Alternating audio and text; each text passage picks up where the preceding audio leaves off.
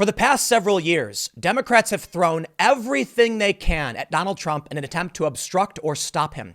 But every single attempt has failed. They couldn't accept the results of the 2016 election. They couldn't accept Hillary Clinton losing. From Russiagate, Ukrainegate, the impeachment, and every scandal in between, they have failed every step of the way. Following the latest failure, the impeachment process, a new narrative emerged. Donald Trump has become unstoppable. Numerous opinion pieces appeared in media across the board saying there is nothing they can do to stop Donald Trump. They've become desperate. And in their desperation, they've turned to a man they don't fully understand, a man seemingly of no conscience, Michael Bloomberg. This man is willing to spare no expense to buy an election and subvert our democracy. He's of no particular political party, Republican, Independent, Democrat. None of it matters. He is everything Democrats should hate, everything they claim Donald Trump to be. A billionaire with no conscience, a sexist bigot who will use all of his power and all of his resources to subvert our democracy, to target the press. Yet though they should hate him, they are rallying behind him. Now, the progressives absolutely stand in opposition to this man. But as of right now, in the average polling, Michael Bloomberg has risen to third place. This should be one of the most terrifying prospects for everyone in America. Yet Democratic voters are standing behind him. With his polling average of around 14%, he actually might win some states. He is doing everything they say Donald Trump is doing. Yet in their desperation, this is what they have chosen. Today, let's take a look at the latest stories, and I want to walk you through just how bad it is and why the Democrats have become so desperate that they would actually rally behind Michael Bloomberg. So much so, even CNN says, are they so desperate they would let someone buy the election? Before we get started, head over to timcast.com/donate if you'd like to support my work. There are several ways you can give, but the best thing you can do is just share this video. But also, most of you I've noticed haven't subscribed. And if you like this video and want to see more like it, hit that subscribe button, hit the notification bell, and I got new videos coming up every day at 4 p.m. on this channel. But let's get started with this opinion piece. I'm not going to read through all of them, but I want to show you just how bad it got. USA Today, an opinion piece from the 7th reads, after acquittal, there are no guardrails. Brace for an unfettered, unstoppable Trump. They say Trump violated his oath, the Constitution, and maybe the law the day after Mueller punted. Now the Senate has done the same, and we know what's coming. There's more. Congress confronts an emboldened and unstoppable Donald Trump. This from the 11th. They say it hasn't even been 1 week since President Donald Trump was acquitted in the Senate's impeachment trial, and it's clear that whatever guardrails or lessons learned that Republicans had envisioned for Trump are virtually non-existent. In fact, the president appears even more emboldened in the wake of the trial, from firing key impeachment witnesses against the advice of GOP senators to launching attacks on his rivals during a traditionally nonpartisan prayer breakfast.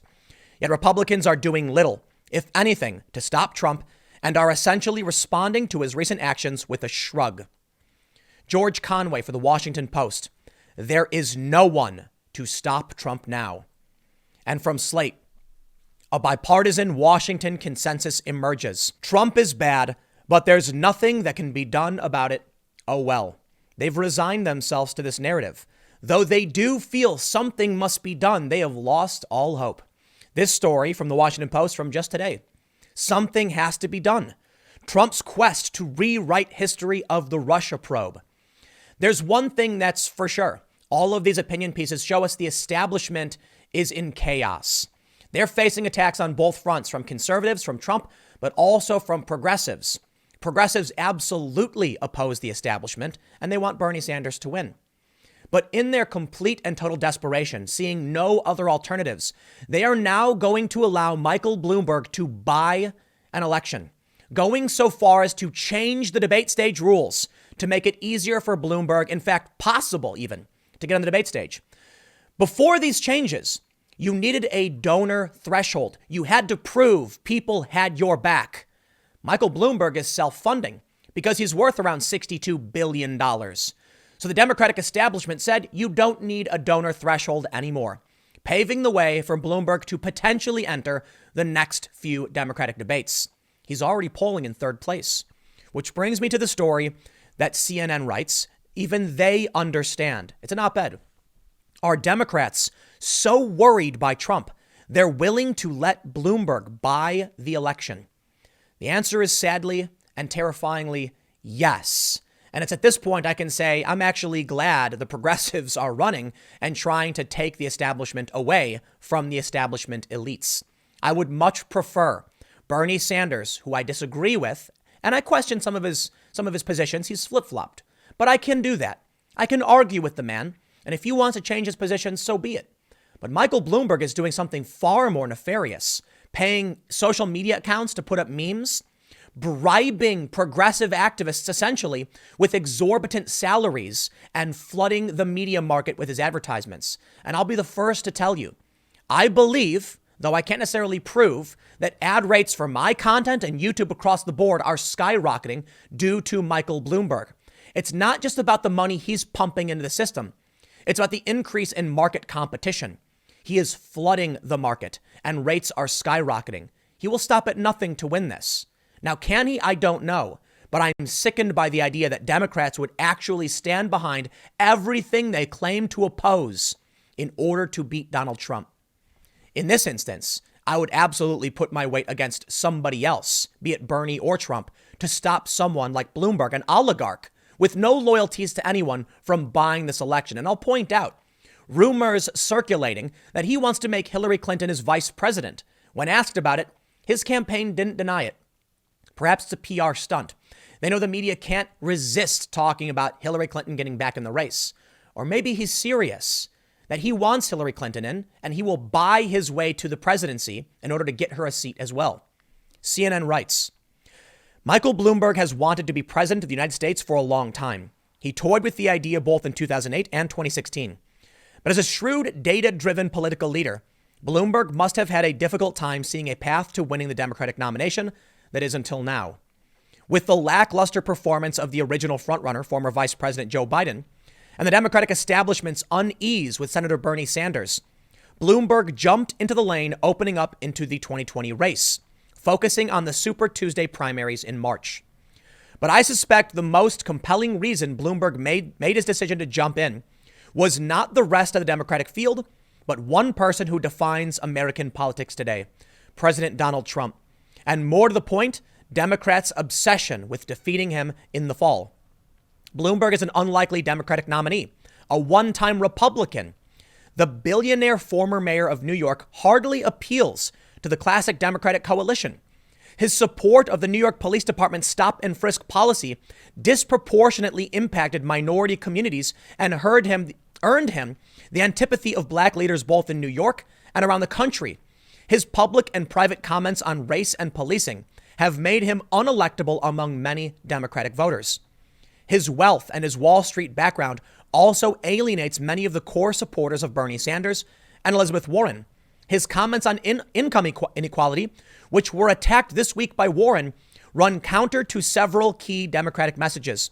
And his massive wealth and willingness to spend unlimited amounts run against the party's instinct to limit the amount of money in politics. But now we're seeing not just the money he's spending, the result of that money. And this really does scare me. So far, he spent $401 million, more than anyone else ever. That's my understanding. Donald Trump in 2016 spent $70 million of his own money, but that was 20% of his total campaign spending. Trump, for all of his faults, actually had a lot of grassroots support, and he still does today, raising record amounts throughout the impeachment process, and his approval rating is climbing. Michael Bloomberg doesn't care. He's not playing politics as usual. He's not even trying to raise money because he doesn't need to. He's not asking for polls. He's just flooding the markets and what I would say, in my opinion, bribing people. Now, I mean that in a more metaphorical sense, not literal sense, but he's going to people and offering them insane salaries and hard cash to promote him. And that is terrifying because people do it. But here are the results from his massive spend. In the past month or so, Bloomberg has been skyrocketing in the polls and is now sitting in third place with 14.2% of the aggregate. I'm not talking about a single poll.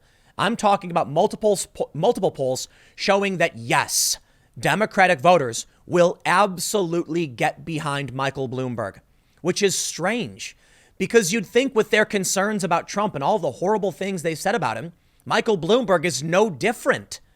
But it's not about policy. It's not about moral character. It's about my tribe winning.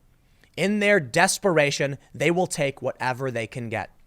So let me show you just how contradictory this candidate is and how astounded I am that any Democratic voter would actually support this man. This story from the Miami New Times. Black Florida progressive says Bloomberg campaign tried to buy his support. Michael Bloomberg's general pitch for president is that he is richer, more ruthless, and more willing to buy his way to an election win than Donald Trump. He's been sued a ton for alleged sexual harassment and discrimination, seems to have a frightening and psychotic relationship with dogs, and appeared in Jeffrey Epstein's Black Book. The resistance views these traits in Donald Trump as signs the president is a rapacious pigman, which is true. But these same traits apparently make Bloomberg a principled leader, at least according to some hosts on MSNBC. It's hypocrisy at its finest. This man isn't even actually campaigning. Bloomberg isn't even trying to actually convince people. He's just dumping money into the system and winning support that way. It is antithetical to everything the Democrats claim to support. But other Democrats aren't buying Bloomberg's shtick, or more accurate, letting themselves be bought.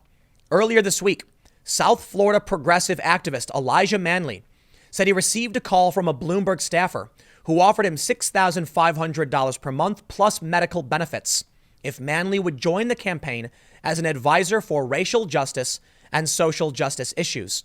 Manley said he declined because he's a Bernie Sanders supporter and because he thought Bloomberg was frankly trying to buy black support in Florida.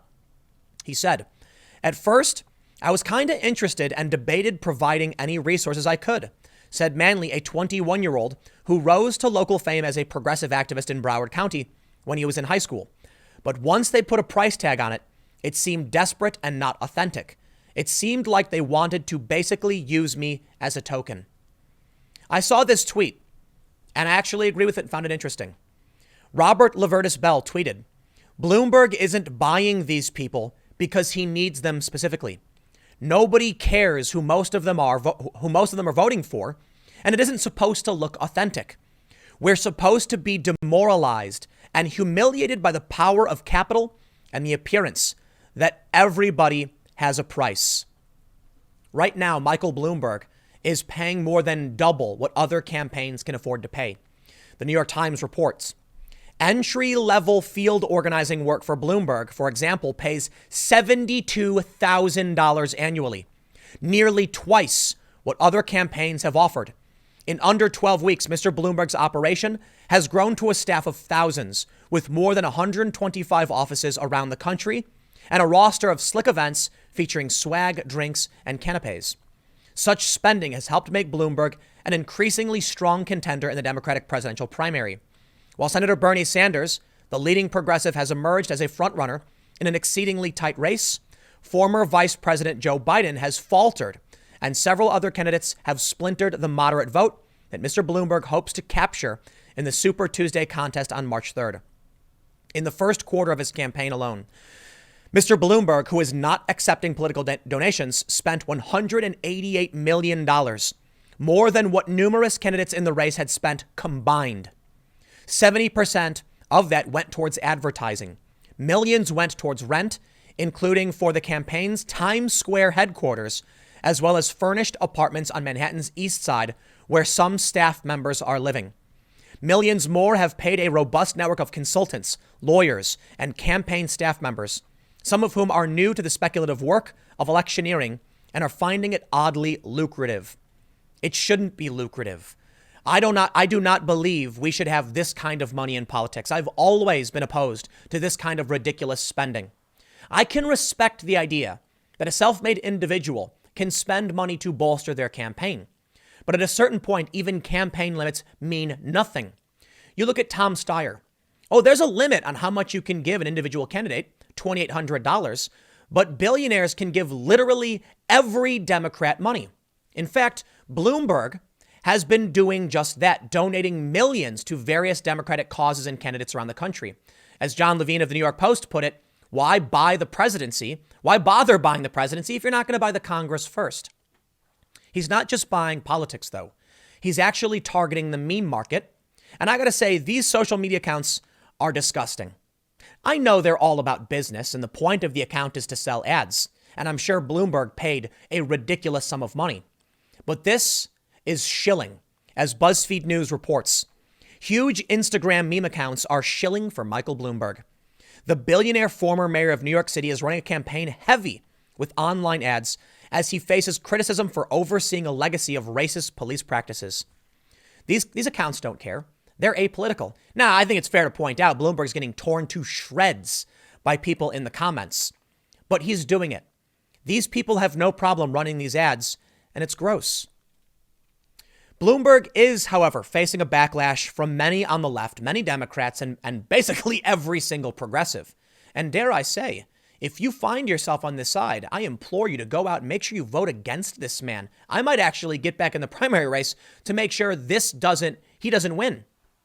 After what happened in Iowa, I was pretty grossed out and very, very upset. We'll see what happens. I didn't want to partake in the Democratic primary process because I feel like it's rigged. I almost feel like it'd be pointless for me to even bother voting because Bloomberg's buying it and Democratic voters are actually getting behind this man. So perhaps I shouldn't. But I'm considering it now, going back and voting in the Democratic primary to make sure Bloomberg can't buy this election. Look, you can say all the bad things you want about Donald Trump, about his potty mouth, his attitude, his policies, but he was the president and he can do those things. Bloomberg is something different. Not only is he worse than Trump in every single way, from his comments to his policies to the fact he actually was a politician and he enacted horrifying policies and defended them, but he's not even trying to campaign. He's just buying it. Trevor Noah made a very important point about stop and frisk and Bloomberg's horrifying racist comments.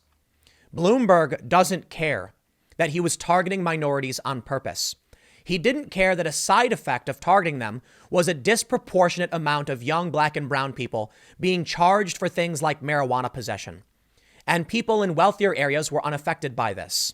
What ended up happening was that you could have a wealthy neighborhood have a very low rate of possession crime, people being arrested for it, and black neighborhoods having a very high rate simply because he was instructing them to go to these neighborhoods. Now, his reasoning on the surface made sense to a lot of people. That's where the crime is, right? Unfortunately, as Trevor Noah points out, he actually made things worse. He created massive animosity. He inspired a movement against his police force.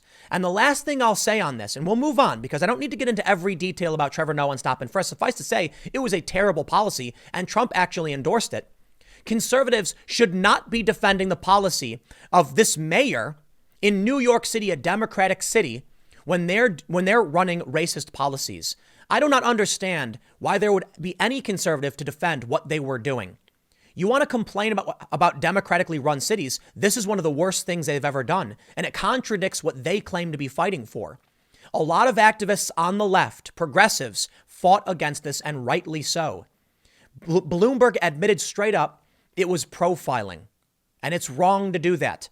He doesn't understand the correlation between poverty and crime. And yes, going to a poor neighborhood, but making it about race is a bad and horrifying thing. Do not let the Democratic establishment get away with this and prop up someone like Bloomberg who defended these policies. Conservatives have no reason to defend Democrats and the cities they've failed. That's always been a shocking thing to me. But of course, there are worse things, I suppose, that Bloomberg has done. And we can see that even people like Bill Maher would get behind Bloomberg. This is one of the most detestable things I've ever seen Bill Maher say. He mentioned Bloomberg must be a frontrunner now because liberals are calling him racist. There was some light booing, not really. I mean, the articles make it seem like his audience really booed him, and he said, keep booing, that's why you lost the last time. Is Bill Maher actually suggesting he would get behind Michael Bloomberg, who embodies all of the worst things about Trump and then some, simply because he doesn't like Trump? Trump's got a bad attitude with women. Mike Bloomberg was worse. He's accused of being a racist. Bloomberg literally is on record saying he believes in these policies. He is 10 times worse than Trump could ever be. They don't care about what Trump's attitude is. They don't care about what he believes. They just want to win. They're mad they lost in 2016 and they would sell their souls to take it back. And that's what they're doing with Bloomberg.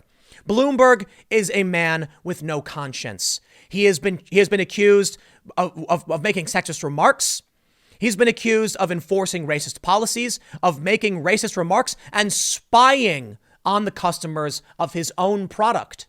In a story from the New York Times from 2013, Bloomberg admits terminal snooping. Reporters at Bloomberg News were trained to use a function on the company's financial data terminals that allowed them to view subscribers' contact information and, in some cases, monitor login activity in order to advance news coverage, more than a half dozen former employees said. More than 315,000 Bloomberg subscribers worldwide use the terminals for instant market news, trading information, and communication. Reporters at Bloomberg News, a separate division from the terminal business, were nonetheless told to use the terminals to get an edge in the competitive world of financial journalism where every second counts, according to these people who spoke on the condition of anonymity because of the company's strict non-disclosure agreements. You talk about Donald Trump being bad on press, on journalism. Bloomberg actually had his journalists spying on customers of his other company. That's what the New York Times is reporting. But more importantly, Bloomberg News says it won't cover owner's presidential campaign or his rivals. I don't know how else I could frame this. He owns one of the largest news organizations, and they will not cover him at all, thus giving him free rein to smear his opponents and walk away scot-free. He's going to buy meme accounts. He's going to buy out progressive activists. He's going to flood the market with advertisements. And the Democratic voters just want to win. It's not so much just your average run-of-the-mill Democrat. I don't know who is getting behind this man. Perhaps they just don't know. But Bill Maher, he should show you how the elite, the Democratic establishment really feels about this. Saying, boo, because that's why you won the last time. Oh no, I'll boo Bloomberg. He is everything Democrats should oppose. A wealthy oligarch, a racist, sexist bigot who has no regard for legitimate journalism, who spies on customers, yet for some reason is winning. Because the Democrats have sold their souls. They don't want to lose.